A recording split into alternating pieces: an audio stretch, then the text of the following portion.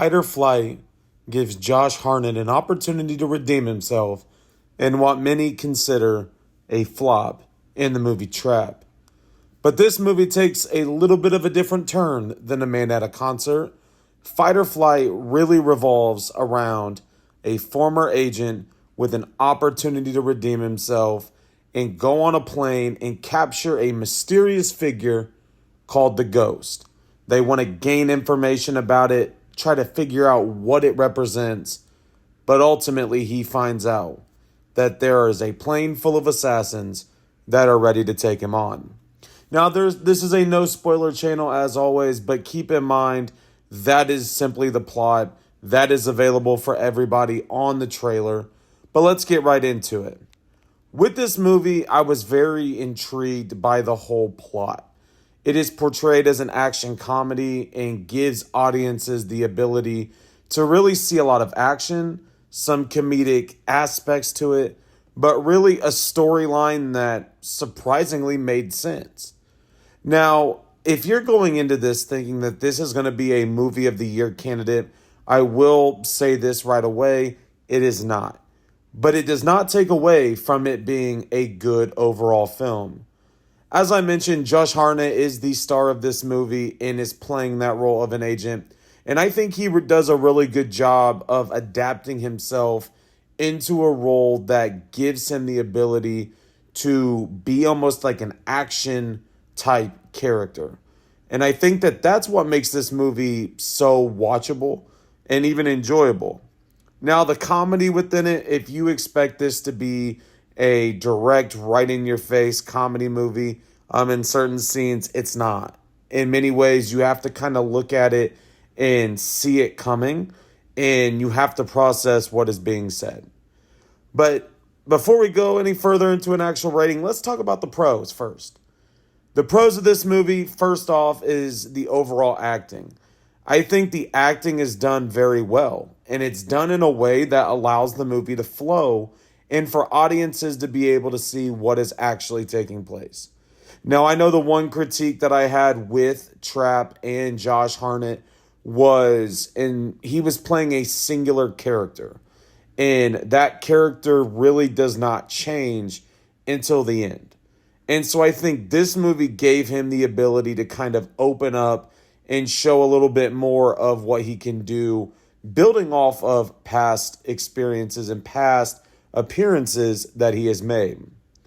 The second pro that I really actually think worked was the action that you saw. I think the action kind of brought a new sense of attraction to the movie. You were able to enjoy it for a different reason than just the plot. And you were ultimately able to enjoy what was being put on the screen.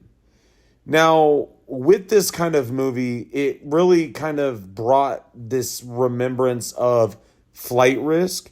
And with Flight Risk, it was billed as an action on board. You're going to see all of this chaos, but it wasn't. And so I will give this movie a lot of props, is that it did provide a good amount of suspense. The action made sense. And most importantly, there was action. Now let's look at the cons. I think with everything, as I've mentioned before, there are cons to movies.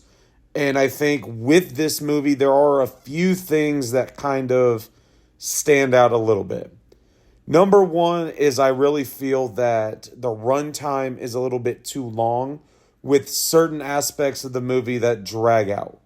I feel that some of the scenes within the movie are kind of drug out for a reason that isn't really explained.